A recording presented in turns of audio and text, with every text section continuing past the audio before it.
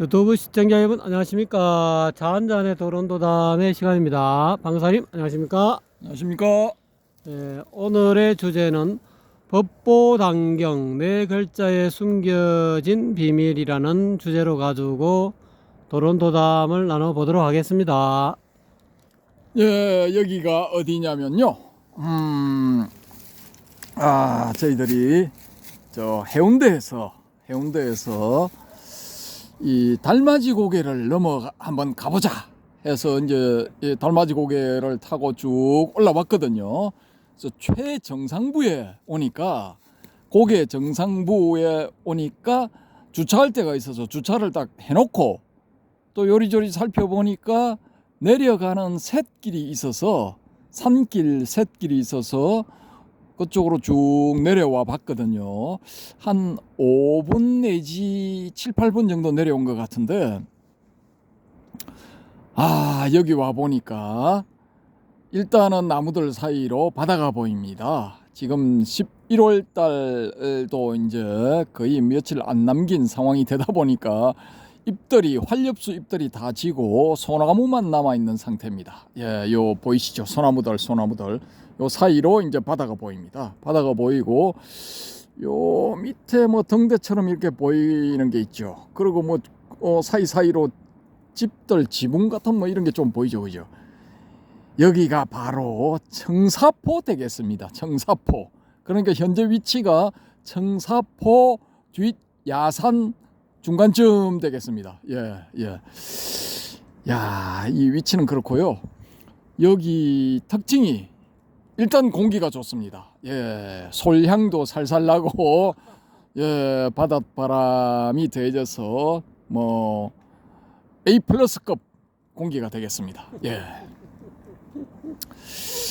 여기서 이제 오늘의 주제 법보단경 네 글자에 숨겨진 비밀 에 대해서 말씀을 드리도록 하겠습니다. 일단 법보단경이니까 이제 육조단경이죠, 그죠? 그 육조 해능 스님의 법문에 대해서 이렇게 알려주고 있는 이 경전이 되겠는데요. 이게 법보단경 하니까 뭐 일단 경전이죠, 그죠? 근데 사실은 이제 육조 해능 스님의 어록이죠, 어록인데 왜 그러면은 어록을 법보단경이라는 이름을 붙여서 부르도록 했을까요? 해오름님, 왜 그랬을까요? 하늘한테 물어보세요. 소나무한테 물어봐, 소나무. 하늘한테 물어보고 소나무한테 물어보랍니다. 그 말인즉슨 자기는 모른다는 이야기입니다. 예, 이게 법보단경이라고 부르게 된 이 이유가 있습니다. 이유가 이제 재미난 이야기를 들려드릴 텐데요. 우리가 일반적으로 알고 있는 정보로는 이 동토초조 서천 28조 동토초조인 보리달마가 처음에 이 양나라의 무제를 만나서 서로 뜻이 안 맞는 것을 알고 바로 양자강을 건너 북위 소림사 뒤편에 있는 굴로 직행을 해서 거기서 뭐 오랫동안 뭐 7년인가 8년인가 9년인가 동안 면벽하고 있는 사이에 소문이 나서 몰려온 제자들 중에서 이제 상근기들만 받아들여서 가르침을 폈다. 그러다가 해가에게 이제 의발과 법 능가경 이런 것들 신무를 이제 정표로 주고 떠났다. 뭐 이렇게 되어 있는데 일설에는 뭐 야사라고 해도 좋고 어떻게 보면 이게 이 이야기가 진짜 달마의 행적에 관한 진실일 수도 있는데요. 사실은 달마가 이 그 굴에서 뭐 오랫동안 있었는 게 아니고 거기는 잠깐 있었고 도망 다녔다고 그럽니다. 도망을 다녔다고 그러는데 그 도망 다닌 이유가 뭐냐? 그게 참 이게 이 비불교적이고 반불교적인 이야기입니다. 이 원래 소림사가 만들어질 때 소림사는 이 발타선사라고도 하고 불타발타라라고도 하는 이 스님을 위해서 북위의 이 황제가 그 소림사를 만들었답니다. 만들었는데 이 어느 날 갑자기 뭐 희한하게 생긴 화상이 한 명 오더니만은 굴에 또아리를 털고 앉았는데 이게 점점 소문이 나서 사람들이 몰려들기 시작한 거예요. 그러니까 이 발타인지 불타발타라인지 하고 그 밑에 제자인 광통율사하고 화가 머리끝까지 난 거야. 아니 왜 저런 그 유랑성한테 사람들이 몰려드느냐. 원래 우리 신도인데 이러다가 신도 다 뺏기겠다. 뭐 이런 생각이 났겠지요.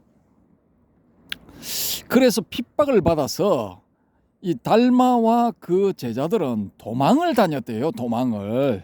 예, 중국 천지를 도망을 다니고 이 달마와 그 제자들을 소림사 주변에서 몰아낸 그 주체 세력들은 이 세력들은 그냥 이 자객을 파견해서 끝까지 이들을 추적해서 주살하라 뭐 이런 명령을 내렸던 것 같습니다. 그래서 이제 도망자와 추적자 사이에 쫓고 쫓기는 숨바꼭질이 벌어졌다고 합니다. 그 과정에서 그렇게 하는 과정에서 달마대사는 이 양자강의 어느 지류인가 뭐 양자강가인가 거기서 이 수명 천수를 다해서 뭐 천수를 다했나 뭐 하여튼 쫓겨다니면 스트레스 무지하게 받겠죠. 그 뭐 천수보다 조금 일찍 갔을 수도 있고 아무튼 뭐 입적을 하셨대요 거기서. 그러고 해가와 그 제자들은 뭐 이제 뭐 제자도 있을 수도 있고 또 뭐 사형사제들은 도망을 다니다가 이 강도들을 만나서 강도들의 습격에 의해서 팔이 하나씩 잘리는 그런 불행한 일을 당했대요. 예. 그 처음에 뭐 눈 속에서 뭐 며칠 밤을 지새우다가 달마 존자가 나오니까 팔을 잘라 바치고 법을 보여주소서 뭐 가르침을 주소서 뭐 이런 게 아니고 도망다니다가 암살자들을 피해서 도망다니다가 노상강도를 만나서 그 노상강도들한테 팔을 잃었다 이거죠. 그 해가스님은 이런 게 아니고 담림이라고 산스크리트를 잘해서 달마 스님의 산스크리트를 번역하는 비서 같은 역할을 한 담림 스님도 한쪽 팔이 잘렸대요. 예. 이게 일설에 전해져 오는 이야기인데 그러면은 그 노상강도들을 그냥 평범한 노상강도로 볼 것인가? 그건 또 아니죠. 이것들이 저것만 뺏으면 되지, 제목만 뺏으면 되지. 왜 스님들의 팔을 자르고 지랄들이야? 이건 좀 강도들도 이런 짓 안 하거든요. 지들이 나쁜 짓 한다는 걸 알기 때문에 되도록이면 안 한다고요. 이 노상 강도도 강호의 도리를 안다 이 말입니다. 그런데 왜 팔을 잘라놨냐? 이것들이 바로 암살단이었을 가능성이 높다는 거죠. 예? 그 암살단을 만나가지고 목숨을 잃을 처지에 처했는데 임기응변을 동원한 쇼단 끝에 협상 끝에 암살단 니들도 체면이 있으니까 그냥 팔 하나를 가지고 쇼부를 치자. 합의를 보자. 이렇게 해서 암살단과 합의 본 상태에서 팔을 하나씩 잘리고 암살단은 그 팔들을 가져가서 두 사람을 죽였다. 이게 그 증거다. 이런 식으로 이 암살단을 보낸 주체 세력, 불타 혹은 불타발타라 플러스 광통율사 이렇게 나오는데 일 수도 있고 아닐 수도 있으니까 일단은 암살단을 파견한 주체 세력으로 한번 가정을 해보자라는 거죠. 그러면은 이 이야기가 거의 앞뒤가 맞춰지죠. 그래서 이 이조 해가와 그 제자들, 그러니까 달마의 제자들은 도망 다닌 거예요. 그냥 평생. 남은 평생 도망을 다닌 거예요. 이 암살하라고 시킨 주체 세력이 소림사라는 큰절, 황제한테 하사받은 큰절을 가지고 있으면 재력이 있었을 거란 말입니다. 신도들도 뭐 왕공 귀족 뭐 이런 뭐 삐까번쩍한 신도들이 많았을 거고, 그러면은 지들 마음에 안 드는 그런 이 달마 일파를 제거하기 위해서 뭐 자객들을 많이 풀었을 가능성이 있죠. 그래서 끝까지 추적하면서 저것들을 전부 다 죽여라 이렇게 했을 가능성이 높다고요. 이 참 비불교적이고 반불교적인데, 저는 이쪽 이야기가 어쩐지 설득력이 있고 타당성이 있고 정합성이 있다고 봅니다. 왜냐? 2조 해가와 3조 성찬, 4조 도신까지 다 유랑 걸식 내지 방랑성을 했어요. 방랑성. 요즘 말로, 요즘 산스크리트로 파리브라자카, 이 방랑성, 유랑 걸식성, 이걸 한 거예요. 이걸 거처가 일정하지를 않아. 뭔가 좀 이렇게 한 군데 있어서 사람들한테 뭐 인연 있는 사람들한테 법을 전하고 뭐 이렇게 하다 보니까 사람들이 확 몰려들면은 조금 있다가 다시 다른 데로 옮겨. 왜? 행적이 노출될 가능성이 있다라고 판단했기 때문에. 왜? 암살자들을 피해야 돼. 암살 주체 세력의 감시망에서 벗어나야 되기 때문에. 그래서 이분들은 본의 아니게 유리글식하면서 투타행을 했을 가능성이 크다라는 겁니다. 그런데 사조 도신대사 때부터, 그때쯤 되면은 이제 도신대사 후반기쯤 되면은 뭐 한 4, 50년쯤 지난 뒤니까 추적자를 보낸 그런 주체 세력들도 뭐 이 세상 사람이 아니거나 아니면은 오늘 내일 했을 가능성이 높겠죠. 그런 정보를 입수하고 도신대사가 정착하지 않았을까. 예, 기주 쌍봉산에 쌍봉사를 짓고 거기서 정착하지 않았을까라는 것이죠.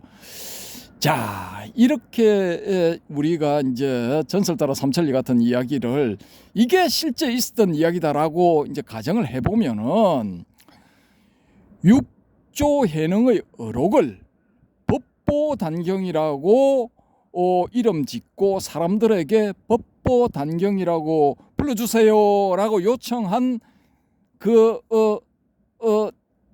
이 까닭하고 딱 맞아 떨어지는 거예요. 이게 왜 맞아 떨어지느냐?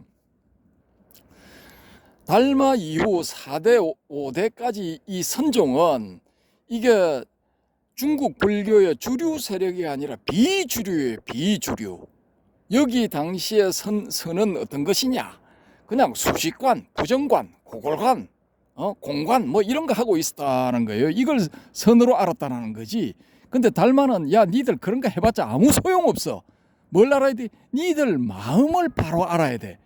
예? 마음의 정체가 뭔지 알아야 돼. 그걸 알면은 이 부처에 거의 근접하는 거 아니면 부처가 될 수 있는 거예요. 이런 망발에 가까운 주장을 했으니까 당연히 사람들한테 배척을 받았겠죠.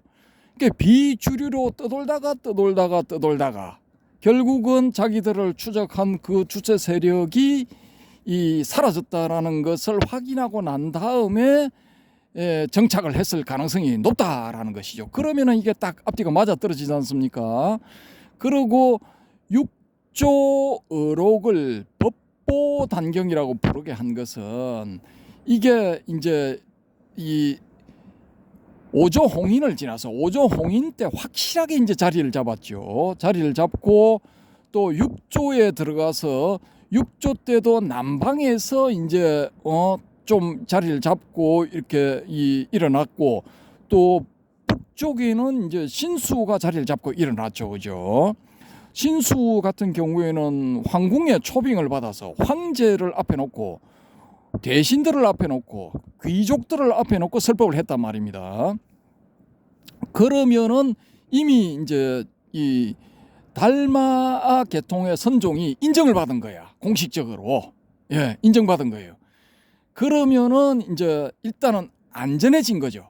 안전해진 건데, 이게 이제 철학적으로 혹은 사상적으로 이 확실하게 자리를 잡을 필요성이 있기 때문에 육조의록을 법보단경이라고 불렀지 않았을까.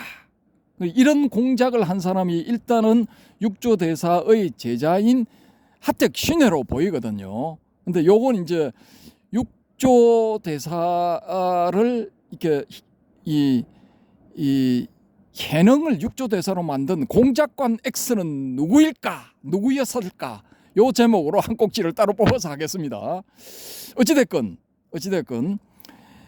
이 해능 일파에서 봤을 때는 이제 자기들의 이제 좌파의 최고 위에까지 올라가서 싸보이신 최고 높은 싸보이신 이 육조 해능을 띄울 필요가 있다라는 거죠. 육조의록이라고 하든지 육조 단경이라고 해도 뭐 경자를 붙이는 거는 이 육조 해능 스님을 부처님으로 모신다는 건데 그것도 대단한 건데 그것도 모자라서 법보단경이라고 한 거예요. 이건 뭐냐? 단경할 때 경은 일단은 경자를 붙였으니까 경전, 그러니까 부처님의 말씀이다라는 거죠. 자기들 입장에서 봤을 때는 육조 해능이 부처님이야. 그러면은 이건 불교에서는 현급에서는 1급당 1불만이 있어야 돼요. 그러니까 이 사바세계 사바급에서는 현재의 급에서는 석가모니 부처님만 부처님이지 나머지는 부처님으로 인정을 안 해요. 그래서 그 다음 부처님이 미륵 부처님인데 56억 8천만 년인가 뭐 56억 7천만 년 뒤에 그 일이 일어난다는 일견 황당한 주장을 이렇게 적어놨죠. 그래서 부처가 나오면 안 돼. 그런데 이 선종, 이 달마 계통의 선종, 특히 육조 해능 계통의 선종의 제자들은 우린 그런 거 모르겠고 무조건 우리 육조 해능 대사는 부처님하고 동격이야. 맘먹어도 돼. 우리가 봤을 때는 같거나 더 위대해. 그래서 육조 의록이라기보다 육조 경 이건 경전이야. 경전. 그냥 이분의 말씀은 경전이야. 그래서 경자를 일단 붙이고 그러면 앞에 단자를 또 왜 붙였느냐? 이 단은 보통 그때 당시에 불교계에서는 계단을 의미해요. 계를 받는 단을 의미하는 겁니다. 그럼 계단이 되죠, 그죠? 이 육조 해능 스님이 이 계단을 설치해서 계를 주고 있어요. 계를 주는 겁니다. 그러면은 벌써 이제 경율론 세 개 중에 경율이 구비가 되는 거죠, 그죠? 경율이 구비가 된 거고 또 앞에 법자를 붙여서 법보라고 하니까 이건 뭡니까? 법 부처님의 말씀, 불법성 할 때 부처님의 말씀, 이 말씀이 되는 거죠. 그러면은 세 가지가 다 갖춰지는 거야. 부처님, 육조 해능, 육조 해능 대사 부처님 이퀄 부처님. 그 다음에 법, 육조 해능 대사의 말씀은 부처님의 말씀 법이야. 그 다음에 단, 이건 계단을 의미하니까 육조 해능 스님이 계단을 설치해서 이게 계를 이렇게 수계를 하는 게 계를 주는 거니까 그 계를 받은 사람들 중에 이 스님이 될 수도 있는 거고, 또 뭐 일반 거사도 될 수 있겠지만은 계를 주고 받는다라고 하는 것은 이건 뭐 기본적으로는 이제 스님이 된다라는 그런 의미잖아요. 그러면은 이거 불법성 삼보를 갖춘 하나의 불교 교단이 되는 거예요. 독립된 교단, 그게 되는 거예요. 그러면은 이 법보단경이라는 이름을 붙인 이 공작관 X는 우리 그 해능 스님과 그 제자들이야말로 진실한 부처님이고 진실한 부처님의 말씀이고 진실한 계단이다. 진실한 이 출가자다. 스님이다. 뭐 이런 의미의 불법성 삼보를 갖추고 있는 그런 집단이다라는 의미가 이 법보단경이라는 네 글자에 들어있는 겁니다. 그러니까 괜히 그냥 법보단경이라고 부르는 게 아니죠. 그러니까 다 이런 장명을 할 때 이 공작관 X가 머리를 쓴 거예요. 머리를 쓴 거. 어떻게 할까?